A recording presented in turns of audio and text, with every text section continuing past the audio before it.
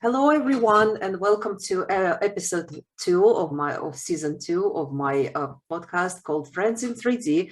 It is my great pleasure and great honor to welcome today's guest. His name is David Kuntz, and he is really a stereo master. So that's that's how I always think about you. And really a person from whom I learned so much as a beginner, as a stereo beginner, also a very nice person. So hello, David, and thank you so much for coming today. Well, thank you for inviting me. I'm really quite honored to be selected. David is very active in the stereoscopic community, and while most of the guests that we had so far came through Instagram, you're kind of a link between two stereoscopic communities. One is a community that, of course, existed before our Instagram community came into life, but you're also active here. So I was wondering if you can tell us a little bit about yourself, as much as you want to share with us. Sure. Let me start by saying, that being that bridge is a very purposeful thing. That is exactly what I intend to do. And that's why I got onto Instagram to begin with, was to make that connection. Originally, my goal was to bring the Instagram crowd into, what you might call the traditional 3D community, what I thought of at the time as the 3D mainstream. But now I think as much about bringing the traditional 3D people into Instagram rather than vice versa, or if I really want to do both, because I see it very much as the future. So I want to get the traditional community into that. And it's not always easy to do. Anyway, to talk about myself, obviously, I'm 65 years old, so I got a lot of history we could go into, depending on what you're interested in. I've been shooting 3D since 1978. So even if we just want to talk about that, I got a fair amount of ground to cover. I was born in Los Angeles. I've lived here essentially my whole life. I went to school here, other than briefly, to UC Irvine for a couple of years, but that's still in the LA area. But I finished up at UCLA. Like I say, I started shooting 3D in 1978, but I'd been exposed to it and was interested in it long before that. The earliest memory I have was in 1963. A baseball card company issued these little cards that are the size of a baseball card, and they had a picture from NASA on one side of something about the space program. Of course, this was long before we made it to the moon. And it had an anaglyph drawing on the other side. And I remember looking at those, and things were coming off the paper, and I tried to slip my finger under the thing that was coming off the paper, and I had no idea what the heck it was, but it was clearly utterly magic. And the thing I didn't really see or don't remember is the thing most people do is Viewmaster. I don't remember really seeing Viewmaster, but the other big thing that happened, I discovered in a closet in our house, a box with a couple dozen True View reels. I don't know if you're familiar with those. They're a black and white film strip that looks like 35 millimeter film, a continuous strip, and there's a little viewer and you slide a lever and it advances them. And those fascinated the heck out of me, so much that in my wide-eyed innocence, I wrote a letter to the company, because I had, all this literature, had their address and everything, saying, hey, I want more of these things. And of course, it came back that, they're out of business. But that blew my mind. Some of the reels we had were just these kind of quotidian things of like street scenes from San Francisco. And it's just a picture of somebody walking across the street. But of course, all the old cars and what they're wearing, the capacity of 3D to freeze that moment in time. And if you walked outside right now and took a picture, it would seem like a yawn, but 40 years from now, someone would look at that and think, oh my God, look at those cars. They used to drive these things called cars. What were those? It's just like, it's fascinating to see even the most ordinary things many years later. And then I had a set of stereo cards, like around 78-ish, that my brother must have gotten.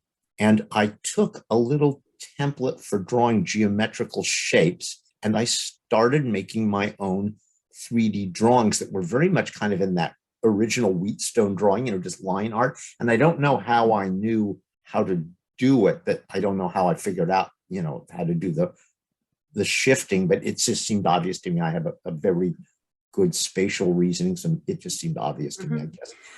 So it's so funny because someone, I can't remember his name now, gave a talk at the sessions on stereoscopic history or whatever we call it at this convention. And he showed a bunch of drawings that were just exactly the sort of stuff I did, except somebody probably done them 100 or 150 years earlier.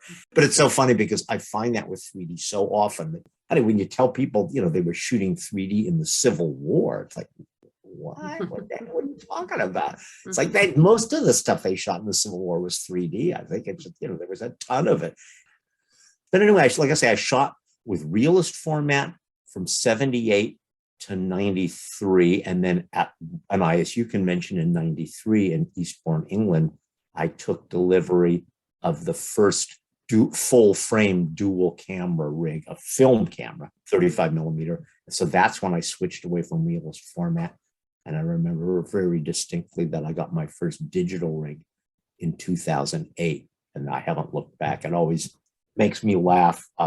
There's this nostalgia for film and people are going to shoot film. And it's like, yeah, I did it for 30 years. So I don't really have a whole real big desire to return to it. And I love digital because, while it has its disadvantages, it also has very substantial advantages. Although I had the pleasure at this last convention, I ran into a guy I haven't seen in many years who was really my mentor in Photoshop. But even though he's quite the digital photography expert, he also shoots medium format film 3D. All I can say is that is simply the ultimate format. I was able to introduce a couple of people. Hopefully that completely changed their lives. I always want to try to turn people on to stuff because I love Instagram. And, I know people in the traditional community sometimes look down on it, or they look down like on the wiggle GIFs. Those aren't a true 3D format. To me, that's all nonsense. I love Instagram because I've got it in my pocket. I can be anywhere and I could show it to people. Of course, nobody can free view, but I've got it accessible to me. Now, I love my TV too. It's phenomenal, but I can't carry that around with me. So I'm not throwing either of them out. So the idea that somehow maybe one is the real 3D, or again, the wiggle GIF thing. It's like, yeah, I get it. It's not stereoscopic in the sense that it doesn't produce stereopsis, but I do consider it to be 3D. And I wrote a lengthy response to a photo 3D post saying, well, I think we need to change our definition, that 3D should be anything that elicits some level of depth perception beyond what you get just from the perspective in a normal flat photo. I don't care. It's cool to look at. I agree. Absolutely. I think it's, I don't like when people say that this is a genuine thing and this is wrong. And I think I always feel like there is some kind of a, competition between two groups. And I think it's really wrong. And it really prevents you from being creative and, just trying it. Because I know that for many people, especially for the beginners, it's like they really feel very insecure and they feel they don't know anything. So in a way, I am actually glad that when I started shooting stereos, I didn't know anything about it, and I didn't know anyone in this community. So in a way, I was like in my innocence, just trying it out, because otherwise I would have probably backed up and just stopped doing this. But I think it's better to just encourage people, and I think it's really great that you are doing it, and again, just supporting people and explaining. I think it's something that this community really needs, because I know I needed this really badly, because I really didn't understand, for example, how to push the stereo window away or how to, align things. So I had to actually guess or, find this out by myself, and it wasn't easy. So I think it's really great, to have you as a part of this community, as a part of Instagram. Yeah. Thank you. Yeah, I mean, I just like looking at stuff, and it doesn't have to fit a particular thing, nor do I feel like everything nothing's the end all. In other words, okay, I'm looking at an Instagram image. It is what it is. And okay, I'm not going to want to project that on a huge screen in a theater, it's not the right format, but that doesn't mean I'm not enjoying it on the phone, and vice versa. Like I say, I love seeing stuff in the theater, but I can't carry that around with me. So this whole thing about, purity or whatever. And also, the whole attitude towards beginners of like, there are some people who will remain nameless, especially on Facebook, where the traditional community is more present, who seem to feel the need to correct every single thing that appears. And it's like, can't we just let them enjoy themselves? Don't look at it if you don't like it. Yes. Yeah. So you, as you said, you started shooting in 3D very early. But were you interested in photography in general, just 2D photography before that? So did this interest come out of your interest to shoot photos? Yes, I had been shooting flatties for a little while before that. And my father was an extremely avid photographer. And a big part of our growing up was setting up the slide projector at night and projecting him on the big screen. We thought his stuff was amazing. About 20 years ago now, I got a scanner and I scanned in 9,000 of his images, mostly of the stuff he shot a lot when we were kids. I have the most well-documented childhood Western history. Like every single thing I ever did is on film. And of course, I was struck by like, Jesus, he was a terrible photographer. The stuff I thought was so amazing. So photography was very present in my upbringing. And in fact, the other thing I just started doing, my dad was in World War II. He was in North Africa and in Italy. He shot color slides and there was not a lot of color stuff. And he was, even though he was a physician, he was on the front lines. So he has a lot of stuff. And I've just started to scan those. The mounts they're in are a little decrepit, so it's a little hard feeding them through my scanner because it has a thing that pulls them in. But they're extraordinary to see color images. They're on Kodachrome. That's the only color slide film there was back then. And it's so funny because I just scanned a couple of pictures from North Africa. And one of them was 4 crosses with German names on it. And on the back, he had handwritten, I think, 4 good Germans. I just thought at that moment, what an extraordinary failure of leadership. Someone should ever rejoice in the deaths. Yeah. So, and of course, nothing's changed. But I mean, when I saw that, and I certainly understand how he felt, needless to say. I mean, if there was ever a good war, it was fighting Hitler. We're Jewish. My dad was born in Poland in 1913. So he understood what it was like to be a Jew in Europe. And there was plenty of anti-Semitism there long before Hitler came along. And so he knows, he understood that well. So I understand his feelings, but like I say, I just looked at that and thought, how sad, how tragic. That's the way he felt. Anyway, so like I say, I've just started scanning his stuff from World War II. They're amazing because you see so little color stuff from that era. So I started shooting flatties very briefly with his camera. It was a Leica M3 that I think he had picked up right after the war. So photography was very much with me, and his style, even though he wasn't a particularly good photographer, was the basic. He basically adhered to classic pictorialism, and that's very much the mold I'm in.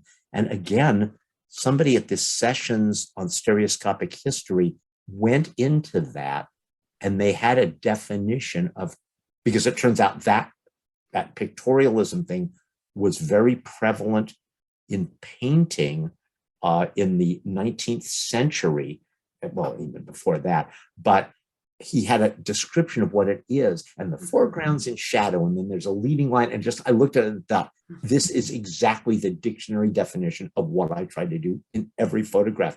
And it was fascinating. They had these things, I can't think of what it's called already. It was an oval mirror that was slightly convex, and you would turn your back to the scene and you would look at it in that.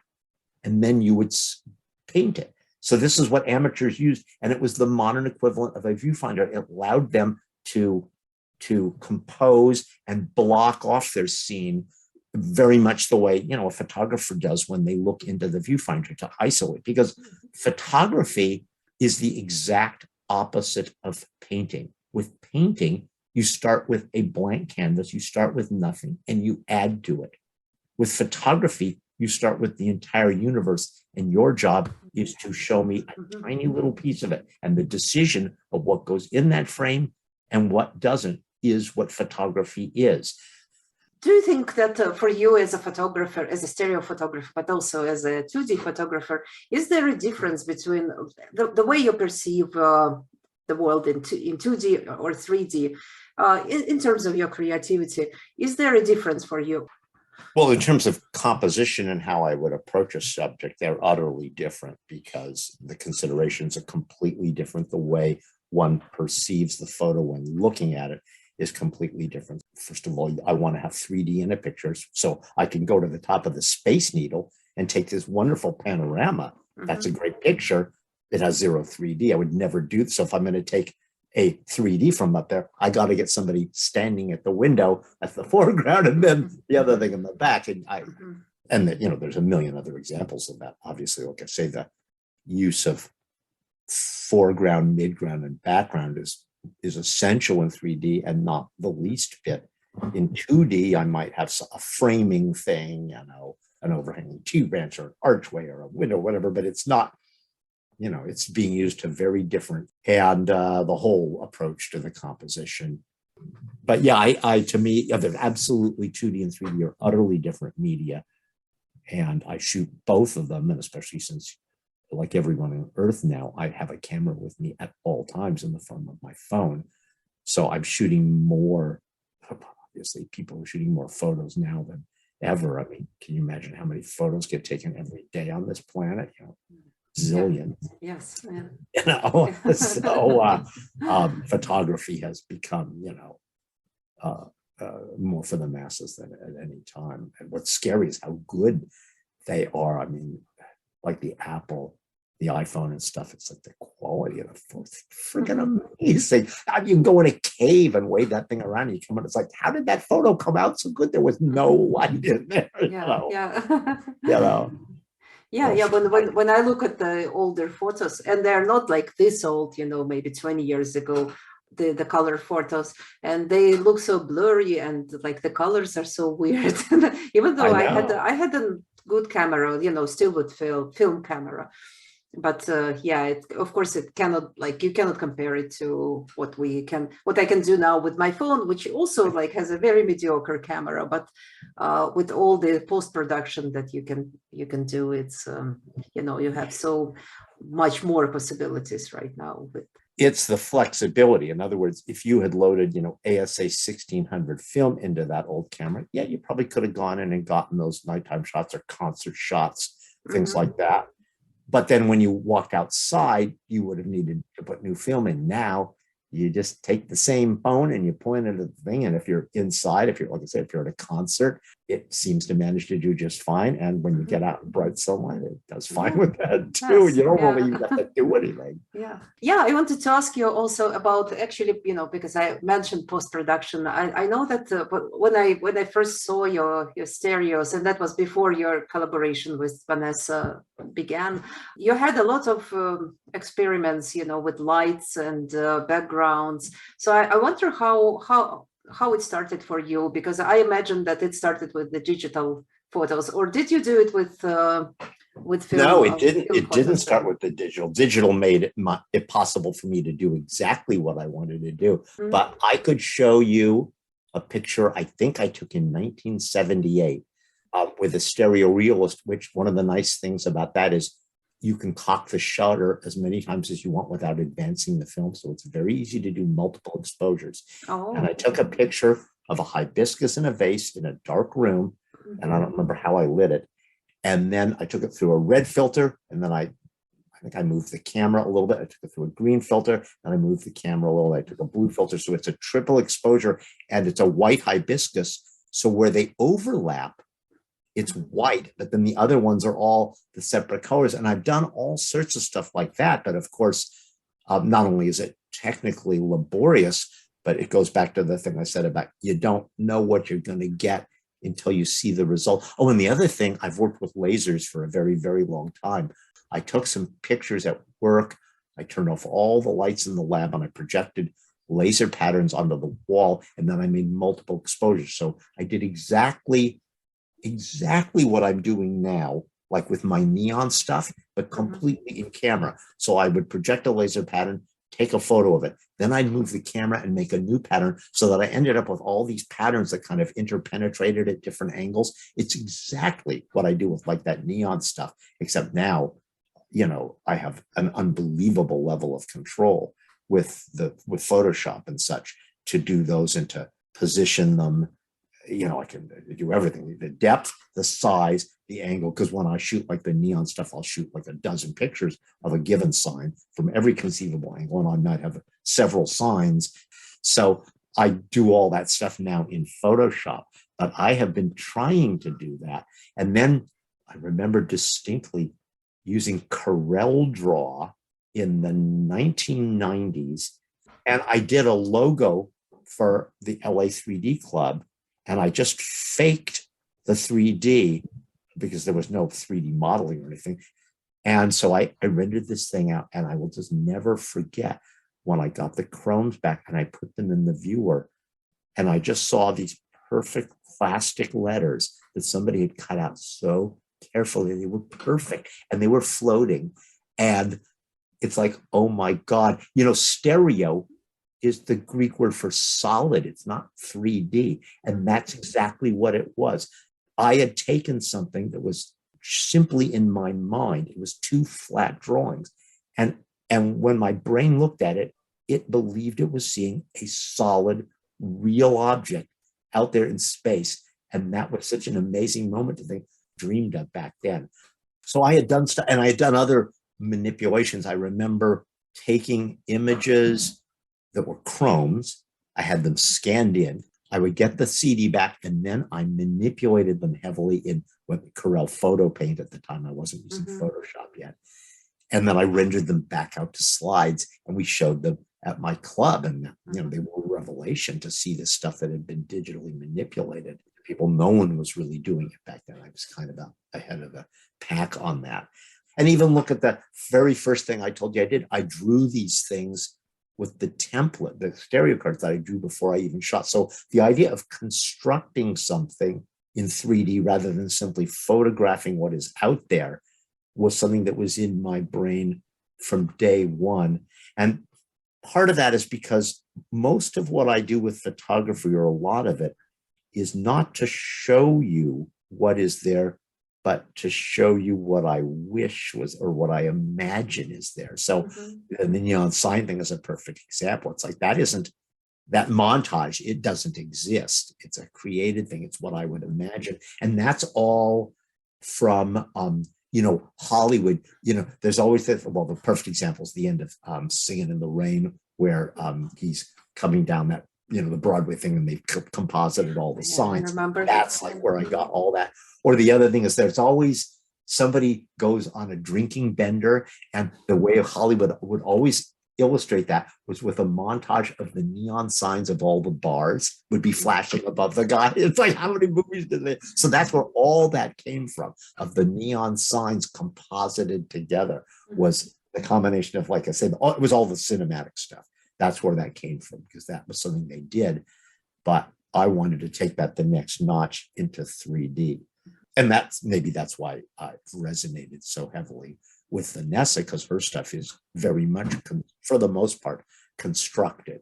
Although she does take plenty of regular photographs, and she's amazing, actually. But the stuff we do together is all these constructed things, even if it's either something she drew or it's something she's photographed, and then we do a multi-image composite. Like the set we just got the prize for is all stuff. It was images she shot of these lit up sculptures at night. And then we did, multi-image composites to put, make them into weird, it's funny. I'm always aware that that's what I do, but I don't really think I quite connected that she was on exactly the same vector. That's, I guess, why we clicked so well. It's so funny. I don't know why that never really quite completely occurred to me, but that's exactly it. She was drawing the nebula stuff herself. And I looked at them and I thought, they're good, but you could make them better. It was just an outgrowth of the stuff I'd already done with the neon. So it was exactly the same idea.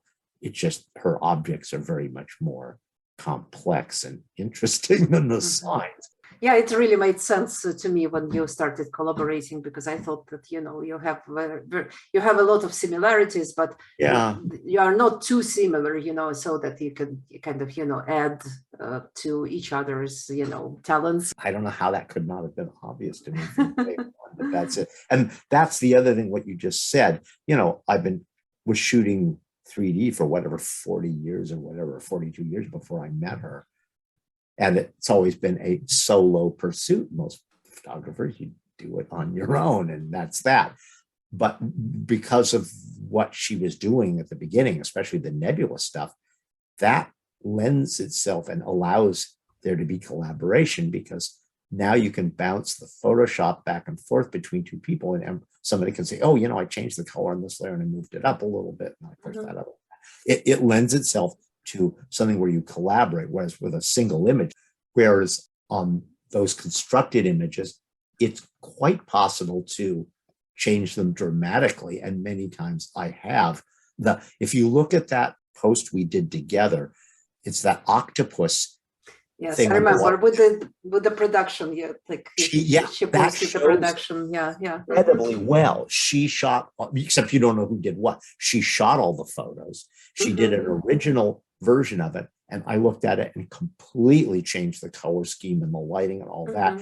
And I don't even know if she was all that happy at the beginning, because she had a very definite idea of what she wanted. But and that's it. You know, she took it back. I don't remember the details. We went back and forth several times on that, trading it back and forth, each one doing something, and that's how our stuff develops. But the thing is that I really feel like everything we do is more than either of us could have done alone. That's what's great, and that's what's, like I say, weird about photography. Usually you just do it on your own. So the idea that I could collaborate with somebody and end up with something that is better than I could have done on my own is a very novel concept. Another one, she did it with that dragon thing too. She did one, I'd forgotten that. That shows you the same thing. She had an original idea, and I added in some mountains I had shot as a background, and then we played around with the positioning and the sizing of things several times, because I kept wanting to make it bigger and she wanted to kind of have it the original size. So we had a kind of a tug of war about that. And then don't remember who came up with the lava idea. And then she got her hands on it and improved it and changed it. But that's another one where it just kept getting.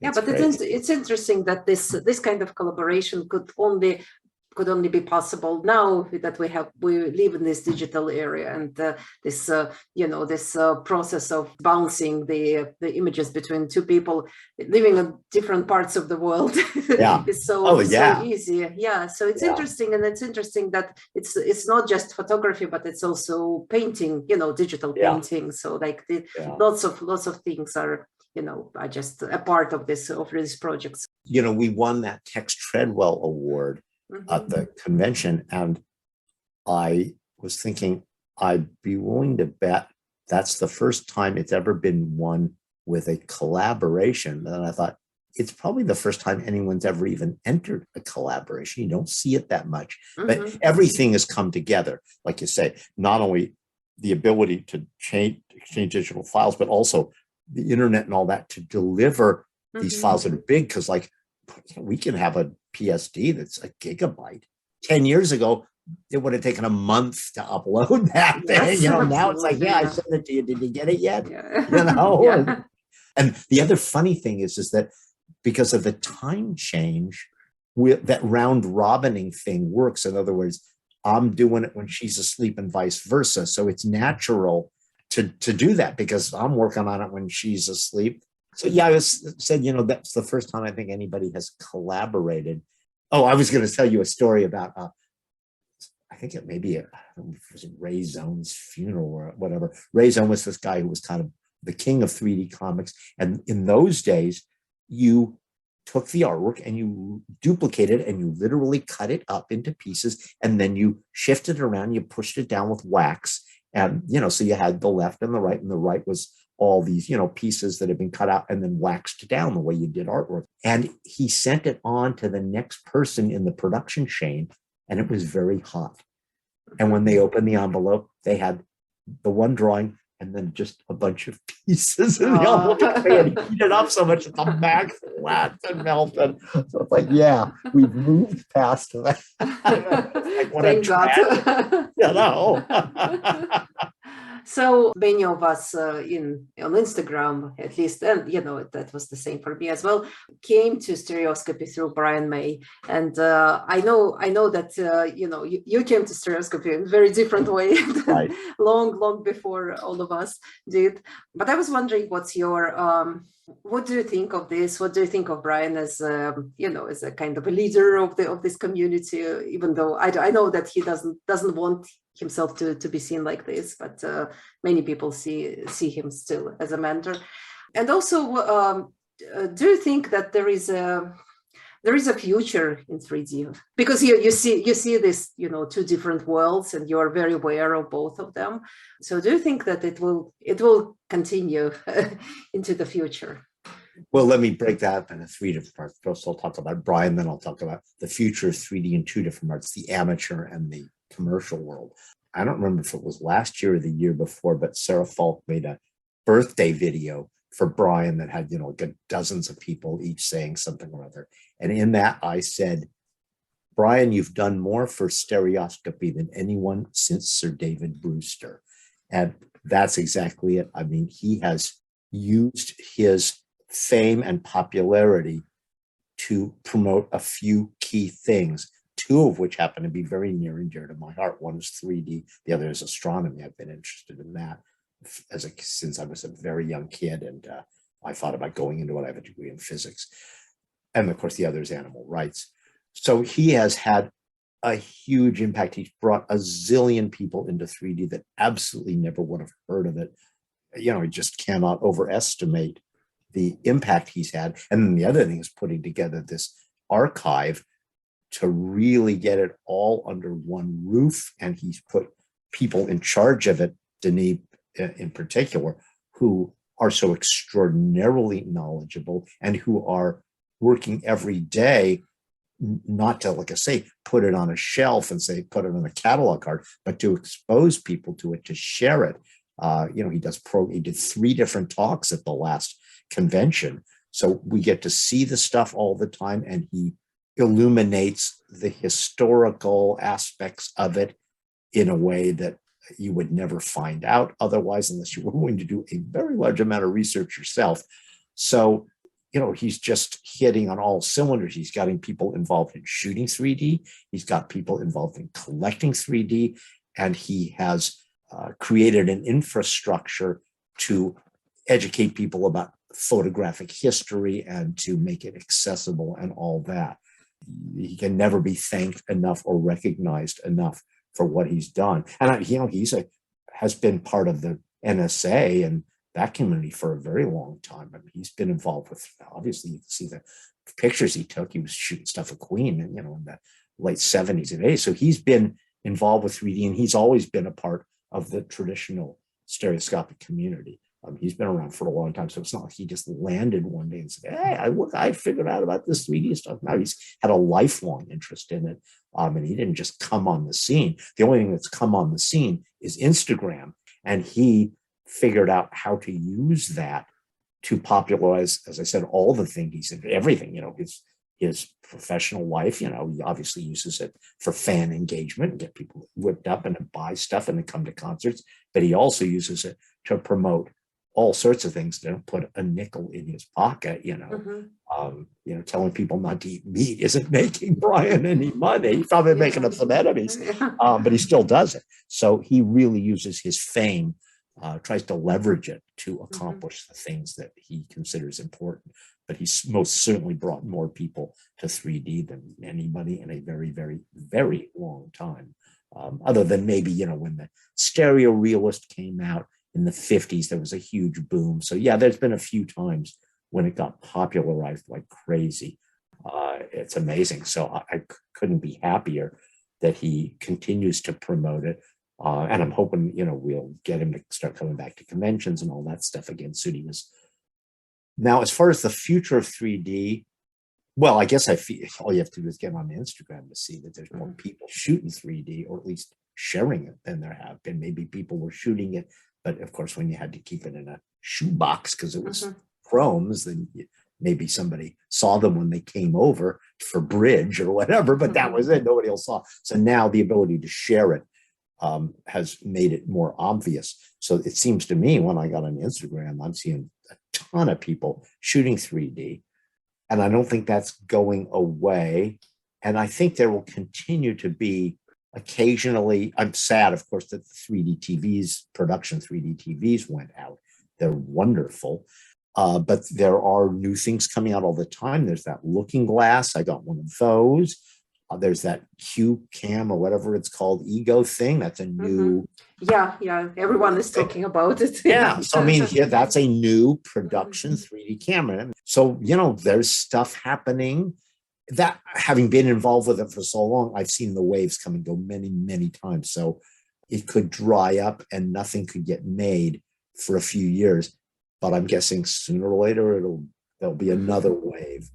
I hope I live long enough to see them ever make a 3D TVs or something like that again, because even though I've got a stack of them, it's like, they're not going to last forever. But the other thing is that 3D commercially, there are all sorts of things going on with it there, and with virtual reality, which is kind of the thing that we have yet to pull into our sphere. And I don't know how. That seems to be a separate universe, and that kind of makes me sad.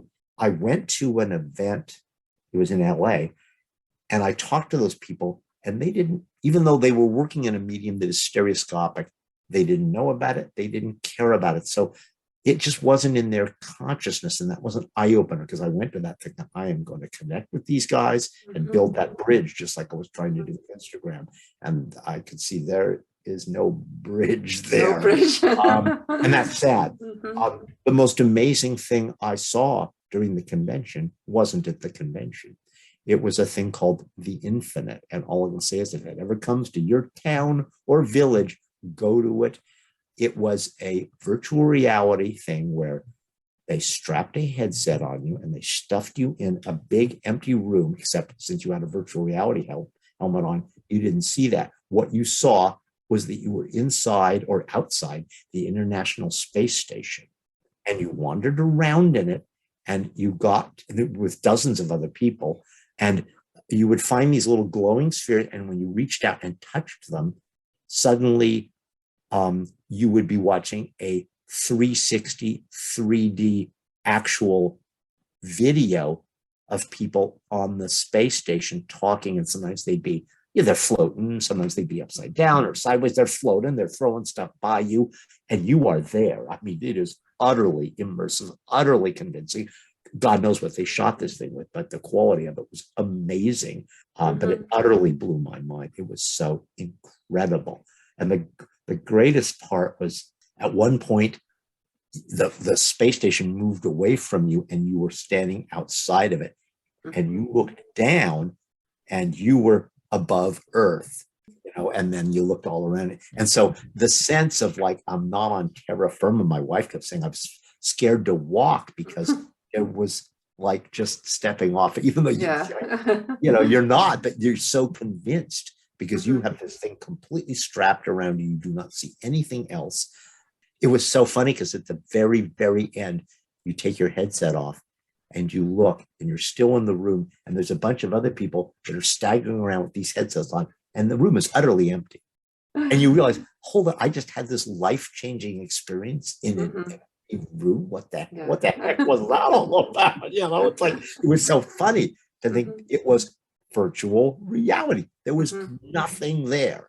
But that's the one big piece I feel like we're missing, and I don't know how to make it work because it just seems like the VR community is completely off on its own. We have tried to reach out, but not connected in any meaningful way yet.